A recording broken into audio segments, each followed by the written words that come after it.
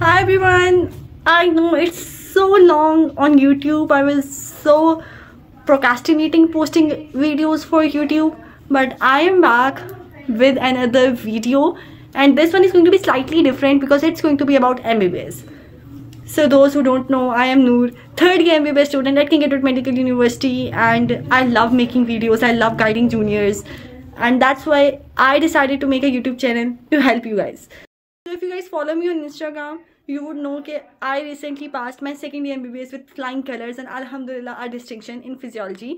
So this video is going to be very special because in this video I am going to share how I studied for my first and second year MBBS. I also secured excellent marks Alhamdulillah in first year MBBS. So this video is going to be really very helpful.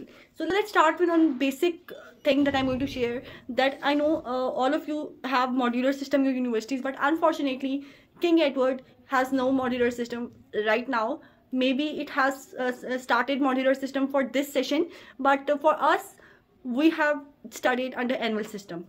So talking about some guidance videos, this is going to be general guidelines and the books I followed and how I studied. I'm not this unfortunately this will not be very specific for your modular system and module wise guidelines. Inshallah it will help you all along your first and second year MBBS. So let's start. We are going to start guidelines from basic sciences, and there, as you all know, कि 3 subjects हैं you have to cover: physiology, biochemistry and anatomy.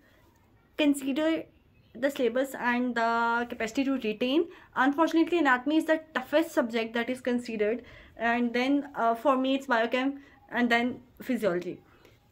Coming to first of all anatomy, what should be the books that I used and that should be used so that you can ace good marks and also good concepts. सो अगर syllabus बाकी का देखा जाए और देखा जाए कि कितना ज़्यादा सिलेबस है आपके MBBS में, KLM is a very good book. It is preferred to study, but seeing the syllabus, seeing everything, unfortunately it is not possible to study KLM. तो आ जाती है आपके पास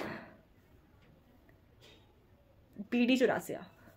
तो okay, I don't like to say this, लेकिन it is very nice book for the exam point of view. From the exam point of view it is a very nice book, क्योंकि इसके अंदर बिल्कुल उस तरह से पॉइंट्स लिखे हैं, उस तरह से सब कुछ लिखा हुआ है जैसे आपको क्रैम करके पेपर के अंदर लिखना है. तो बहुत ईजी हो जाता है आपके लिए इन्फॉर्मेशन को रिटेन करना, इन्फॉर्मेशन को प्रोड्यूस करना. तो I use PD for upper limb, lower limb and everything, and this is one of the thing जो कि बहुत अंडररेटेड है. MBBS की गाइडलाइंस, मुझे जब यूट्यूब चेक करती थी मुझे लगता था कि MBBS की गाइडलाइंस है ही नहीं, क्यों नहीं है. फिर मुझे समझ आई कि it's basically depend on the college wise guidelines matter करती है, क्योंकि हो सकता है कि एक चीज़ मेरे कॉलेज के अंदर, मेरा कॉलेज अपने पेपर्स खुद बनाता है, एक क्वेश्चन, एक टॉपिक मेरे पेपर्स के लिए इंपॉर्टेंट है, but at the same time वो आपके एग्जाम्स में नहीं आ रहा. अब there will be people saying कि नहीं हमें तो सारा करना है. ये क्या बात हुई इंपॉर्टेंट वाली, बट अनफॉर्चुनेटली सिलेबस इतना ज़्यादा है कि you do focus on the important things. Eight the and आपको इंपॉर्टेंट चीज़ों पे फोकस करना है, मार्किंग से फोकस करना है. तो पहली टेक्निक आपकी ये होनी चाहिए कि क्यों ना शुरू से ही उन्हीं चीज़ों पे फोकस किया जाए जो एग्जाम्स के अंदर आ रही हैं. I know people would disagree, कहेंगे कि नहीं सारा पढ़ना चाहिए, सब अच्छे डॉक्टर नहीं बनते, बट द थिंग इज कि क्लिनिकल प्रैक्टिस में जब आप जाएंगे तो आपको सब कुछ सीखने को मिलेगा. जिसने सब कुछ बहुत अच्छी तरह पढ़ा हुआ है उसको भी सब सीखना है, और जिसने नहीं पढ़ा हुआ, जिसने टॉपिक स्किप करके इंपॉर्टेंट पढ़ा हुआ है उसको भी सब कुछ सीखना है. तो अभी उन चीज़ों को छोड़ दें, अभी आपका फोकस होना चाहिए एग्जाम पास करने पर. यही हमारा सिस्टम है, और अनफॉर्चुनेटली अभी तो नज़र नहीं आता कि ये सिस्टम चेंज होगा. अभी तो सिस्टम ऐसे ही रहेगा कि आपको एग्जाम पास करना है. Point of anatomy, BD is book जो कि सब लोग यूज़ करते हैं, और इससे आपको एनाटमी रिटेन भी रहती है, आप अच्छा प्रोड्यूस भी कर सकते हैं, और आपके 99% सिलेबस आपका कवर भी हो जाता है इससे. अब हमारे केस में ऐसा होता है कि अगर कोई चीज़ जो है वो पेपर में पूछी जाती है लेकिन BD के अंदर नहीं है, तो जो सीनियर्स होते हैं ना बेसिकली वो शेयर कर देते हैं उसके PDF फ्रॉम KLM या फ्रॉम स्नेल समवेयर. अब यह है कि अगर मैं अपनी बात करूं तो मैंने फर्स्ट ईयर में खाली BD पढ़ी थी, बट सेकंड ईयर में I did neuro anatomy from Snell and Inderbir से मैंने कुछ चैप्टर्स किए थे. ज़्यादा मैंने स्नेल से ही सब कुछ किया था. इंदरवीर में ब्लड फ्लो वाला चैप्टर अच्छा लिखा हुआ था, और CSF वाला चैप्टर था वो अच्छा था, वेंट्रिकल्स वाला चैप्टर अच्छा था, तो मैंने बस वो वहीं से किया, बाकी मैंने सब कुछ स्नेल से किया था. तो अब अगेन मैटर करता है आपकी अपनी पर्सनल चॉइस के ऊपर. अगर सीनियर जो है आप रिकमेंड करें, 2 बुक्स हैं वो कह रहे हैं आप या ऐसे कर लें या ऐसे कर लें, एक ही बात है. अब आप देखें आपको क्या सूट करता है. तो सबसे बेस्ट चीज़ ये है कि जो करंट आपको पढ़ाया जा रहा है आप उसको देखें. मुझे आपके स्टाइल को कौन सा सूट करे वो देखें कि ये सूट कर रहा है, ये वाली बुक सूट कर रही है, ये वाली बुक सूट कर रही है. मेजॉरिटी बुक्स में इतनी डिफरेंस नहीं होती, लेकिन सिर्फ डिफरेंस आ जाता है, जस्ट वर्डिंग का डिफरेंस होता है, इंटरफेस का डिफरेंस होता है. Obviously YouTube channels they like help like magic.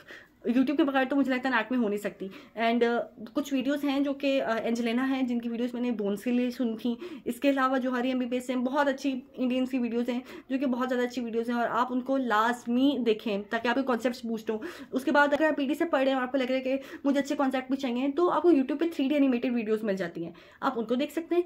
Second option है कि कुछ ऐप्स हैं, एटलस ऐप है या फिर मोबाइल के ऊपर, एक तो एटलस नेटर एटलस बुक फॉर्म में भी है ना, वो भी बहुत अच्छी है आपके कॉन्सेप्ट बिल्ड करने के लिए। सेकंड इज आप मोबाइल के ऊपर भी आपको एटलस मिल जाएंगी, आप प्ले स्टोर पर जाके देखेंगे तो बहुत अच्छे आपको ऐप्स मिल जाएंगे और कुछ APK वर्जन भी मिल जाते हैं उनके फुली डाउनलोडेड, उनसे भी आपको एक 3D इमेजिंग हो सकती है। मैं ज़रूर रिकमेंड करती हूँ जूनियर्स को, स्टूडेंट्स को कि लाजमी उन्हें यूज़ करें बिकॉज आपकी विजुअल मेमोरी जो है वो आपको आगे काम आती है। लॉन्ग रन में चीज़ें आपको बहुत अच्छी तरह रिटेन रहती हैं, ईजिली रिटेन रहती हैं by the help of visual memory. My viva skills are very much improved by the help of sub stages and stages. Now जैसे एक रीजन है अपर लिम्ब का, तो that is divided in 4 sub stages and then at the end उसकी stage होगी that is a 3 day stage और एक दिन वाइवा है, रिटर्न है, ऑस्पी है। एंड मेरे दोनों साल वाइवा में बहुत अच्छे नंबर है।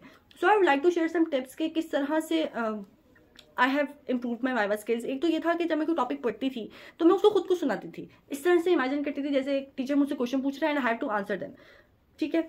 And this is one of the techniques जो कि आपको जो आपके कॉन्सेप्ट इतने ज़्यादा इंप्रूव कर देती हैं अगर आप वो चीज़ खुद को पढ़ा रहे हैं और खुद को समझा रहे हैं। This is the point, game changer for your concept end game changer for your study कि आपको वो चीज़ इतने टाइम तक रिटेन रहती है ना, स्पेशली एनाटमी जैसी चीज़ जो कि इतनी ज़्यादा वॉलेटाइल है। पॉइंट ऑफ हिस्टो के लिए I used some jugaad PDF, okay, and then I also used like Hussain. So obviously like Hussain से पढ़ के MCQ पोर्शन हो जाता है एंड जो PDFs होते हैं उनके अंदर जंक वगैरह के टेबल्स होते हैं और कुछ एडिशनल पॉइंट्स होते हैं जिनको पढ़ के यू फील सो कॉन्फिडेंट कि आप उनको अच्छा लिख सकते हैं। लेकिन लाइक पढ़ना इज़ वेरी इंपॉर्टेंट।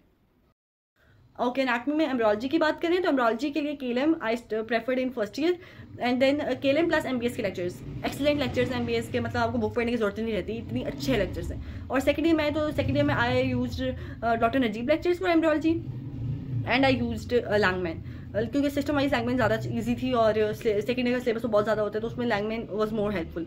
उसके बाद coming to the points for general anatomy, उसके लिए तो आपके पास वो बुक है तसद्दुक एंड आई यूज तसद्दुक क्योंकि हमें वही प्रेफर की जाती है, लेकिन you can also use like. Okay, coming to the subject that I found the most difficult, biochemistry. मुझे इसलिए डिफिकल्ट लगा क्योंकि we have to study it from 3 books in first year and 2 books in second year. It was Harper, Lippincott and Satya in first year and Harper and Lippincott in second year. So सारे के पहले first year की बात करें तो उसके अंदर Satya is a very great book, लेकिन I do prefer you guys के आप लिपिनकॉट पढ़ें। हार्पर तो बहुत हाई लेवल की बुक हो जाती है, हार्पर से तो कुछ सिलेक्टिव टॉपिक्स खाली करने हैं, लेकिन लिपिनकॉट से ना आपके कॉन्सेप्ट बहुत अच्छे बिल्ड होते हैं और उसको आपको लाजमी पढ़ना चाहिए क्योंकि सत्या में जो वर्डिंग होती है वो बहुत ईजी होती है और चाइल्डिश किस्म की होती है और examiner might not like it, लेकिन जब आप लिपिड पढ़ते हैं तो आपको एक वर्ड्स के ऊपर बहुत अच्छा कमांड हासिल हो जाता है। एंड सेकंड ईयर में तो मेटाबॉलिज्म लिपिड के अंदर बहुत अच्छे लिखे हैं, मैंने बहुत अच्छी तरह उसके फिगर्स, उसके डायग्राम्स इतने अच्छे थे कि वो ही पढ़ के आपको सब कुछ हो जाता है। आपको पहले सारा टेक्स्ट पढ़ना है, उसके बाद सिर्फ आपको डायग्राम कर लेनी है तो आपकी सारी प्रिपरेशन हो जाती है। और हमारे तो डिपार्टमेंट में भी काफ़ी स्ट्रिक्ट पेपर्स बनते थे बायोकेम के, तो उसमें ये होता है कि you have to study biochem like थोड़ी सी conceptually by the help of Ninja Nerd videos, they are very excellent for biochem and people use some other selfless medicos type की वीडियोज और brainless medicos. I don't prefer them, I do prefer Ninja Nerd, वो बहुत एक standard है और बहुत अच्छी तरह आपको उसकी वीडियोस से सब कुछ समझ आ जाता है। अब बड़े बड़े पैराग्राफ्स की बात करें तो आई डू वर्ड के मैं पूरा का पूरा पैराग्राफ पढ़ के उसके बाद जो उसमें इंपॉर्टेंट पॉइंट है ना, I use to note them down, sides पे उन पॉइंट्स को लिख लिया कि ये पॉइंट इंपॉर्टेंट है, ठीक है। जब मैं स्किम करूंगी थ्रू द टेक्स्ट तो मैं खाली ये वाले पॉइंट्स पढ़ लूँगी तो मेरी सारी रिकॉल कर लूँगी कि इस पैराग्राफ का पूरा क्या समरी है। तो this is one of the trick जो आपको करनी चाहिए।